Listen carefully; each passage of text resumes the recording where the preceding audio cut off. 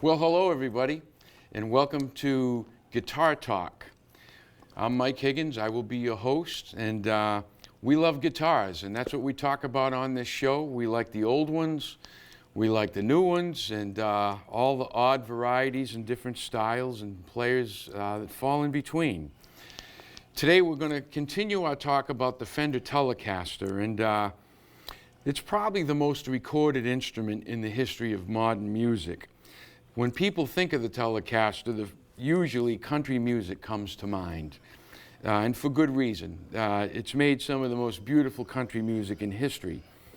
And there's been just a bevy of extraordinary players that have used the Telecaster in country. I think probably a couple of the founding fathers, we'd have to mention James Burton, Don Rich, and Roy Nichols, and of course those bass note sounds of Luther Tucker from Johnny Cash when you heard songs like Folsom Prison starting off. That's what you heard. And there's been, people that could bend the notes and emulate a pedal steel guitar with it and really bring together a lot of sounds and styles with such a basic constructed instrument. And today, I'm delighted to have what I feel is the premier country guitarist in New England today, former member of the John Penny Band. He's graced thousands of stages and played probably more gigs than he could possibly recall. And he also plays pedal steel guitar as well. So, ladies and gentlemen, Mike Roberts. Mike, good morning. And, how you doing, Mike? Welcome to the show, and thanks for being a guest. Thanks for having me. So I guess the million-dollar question is, what drew you to the Telecaster? Well, probably when I was about 10, 12 years old, I'd probably say the biggest influence would have probably been Roy Nichols. Roy Nichols. And Merle Haggard's, and Buck Owens. Yep. Yeah, it just had that really unique sound, and right. It grabbed your ears right away. I found in the 60s and back in that era, a lot of kids got drawn to the guitar sounds of maybe the Beatles or the rock bands. Right. And then there was that niche of folks that once they heard that telly twang in a country song, you were hooked forever. Yeah, it is. Yeah. Sounds like you were one of those. It's very unique, yeah. Absolutely. So who would you think was your main influence when you were starting off on the Telecaster? I would probably have to say Merle Haggard. Merle Haggard. Roy Nichols, guitar player. That was, the youngest. Most of the music back then was Merle Haggard and in that Roy style. was the first member of the Strangers, if I'm not mistaken. He was before Burton. Yes, he was. Yeah, he's the original. A lot of folks, when they think of Merle, his catalog of songs speaks volumes. It's one of the most impressive catalogs in all the world. Yeah, it is. But folks don't know how good he is on the guitar. Oh, he's a great guitar player. He played some good stuff. Oh, yeah. Yeah. And he's probably responsible for what was known as the Bakersfield sound. Right. I don't know what, I know he would probably be a good example of it, but can you think of anyone else who would fall into that? Bakersfield would be probably Buck Owens. Buck Owens. Yeah. Yeah, Don Rich, and he was just phenomenal guitar player. Yep. Very simple. Just. I remember seeing them on, was it Hee Haw? Yep. One of those shows. Yeah. Yeah. Yeah. Or did he have his own show, or was he a regular on Hee Haw? I don't know, but he was a regular on Hee Haw. Yeah. He could have. They all had their own shows through the years. And he was. He had that red, blue, and silver guitar. Yeah. And the American you flag. always knew you were going to hear some good licks when those guys stepped All up. those guitars are coming back now. I see them on the internet all the time. You can special order them. For thousands of dollars. Oh, yeah, If yeah. you got the money, they got the guitars. You ain't kidding. Yeah, and for some reason I was smart enough to know early on, and I didn't know what they were doing when I'd hear these pedal steel bends and all these licks, but I knew these guys are really good on the guitar. Oh, yeah. Because I was just learning to strum chords to Beatles songs and Creedence Clearwater Revival, and exactly. I could understand it and figure it out. But when I heard these fast bluegrass runs on a telly or these chicken picking Brent Mason style, it's like I couldn't for the life of me figure out what they were doing. I put all those guys on a par with Jimi Hendrix. To me, they were just like aliens. They were so unbelievable. They're almost like they're a star in their own right, away from the star. They all do their own thing, and their own shows, their own videos, and all that Yeah, stuff. yeah.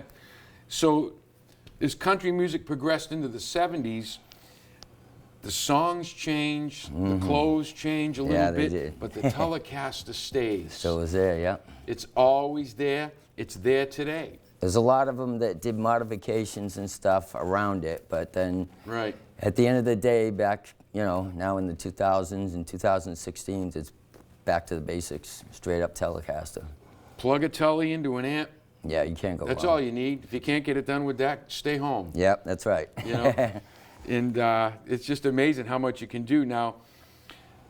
So we talk about chicken picking and all that stuff, and you can't talk about that style without mentioning Albert Lee. Oh, I know. He's the king of that, I would say. He is. I think all the other guys, Vince Gill and all them guys, they're fabulous players, but Yeah. I think they'd all agree that a tip of the hat to Albert. Oh, yeah. He's probably the one where they would grab Albert Lee. something from. Albert Lee, Each yes. player would get something from him. Now to do that, some people use a thumb in their fingers, but it seems like the way it's done by a lot of guys is with a combination of a pick and one finger. Is that accurate? Yeah, that's pretty much it. Some use all these fingers. Clump them together, I right? use that main one, and I guess sometimes I use that without even realizing.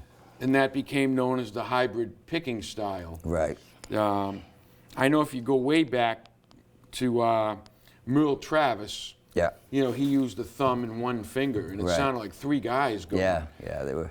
Then Chet learned from Merle, Yep.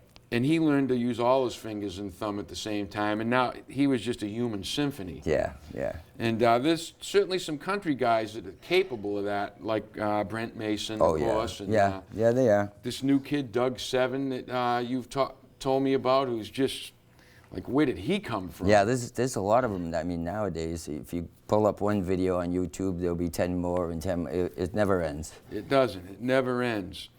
And, when we talk about Telecasters, we're talking about two pickups and a switch and a plank of wood with a neck bolted onto it. This is not high-tech engineering. No, not at all. And there's nothing that it can't do. No? It can. This guitar, a Fender Telecaster, is about as simple as it gets, and its versatility is endless. Really, it Yeah, it truly is. is. You look at some of the newer ones, like this is a newer example, and yours has this too. They went to these style saddles, Right, and the old ones just had three. right. 3 saddles, 2 And the- strings each saddle. Now, if you set them up right, they're pretty accurate, but Yeah, of they course, it's a little trickier getting that early design just right. Yeah, it's a little tougher. I mean, obviously, each separate string with a separate saddle would be a little bit easier, but Right. You I can still like intonate the it. old way. Me too. Yeah. Me too. I guess I'm old school. And I think I mentioned this on my last episode. They've changed the tuning keys on the newer ones so that it's basically like all electric guitars. There's just the post and the string goes straight through it. The old ones, you had to stick the string down inside the top of it. Yep, that's what I got right here. Those are the best ones. They are. hold the tuning. Yeah. Once you learn to string it correctly. Yeah, I never have any problem tuning. I got Nope. a very light touch. And I mean, to- you bend the strings like crazy, and Yeah. it stays in tune. Yeah. So when you're playing in that style, do you prefer a lighter gauge string? I do actually. I use I actually dropped the gauge. I always used 9s, then went to 10s, Yeah. and then back to 9s. Back to 9s, Yeah. yeah.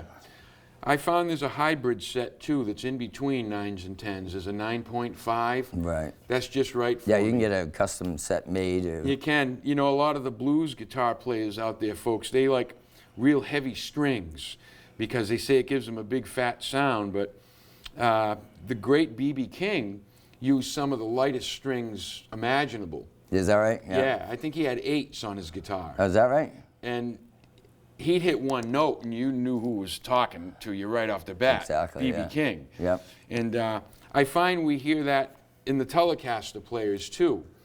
If somebody like Danny Gatton starts playing, or Vince Gill, you pretty much know it's You them. do. Yeah, they immediately. have their own style, technique. It's all the same but different. They all either attack a string different or use a pick and a string different than every other guy. So it's just a style that they get in their tone. It is. When did you discover how to emulate some of the pedal steel stuff? Was it after you learned how to play pedal steel or before? No, it was before. It was. I always loved the pedal steel. Yep. It was I don't know, something about it was like one of my favorite. Sounds like a voice or something. It It cries. seemed a little bit too hard to play, so I was going along pretty good with the 6-string. So Right. Well, Mike, let's play a little guitar and show the folks some of the things and techniques that you like to use. Okay. All great. right.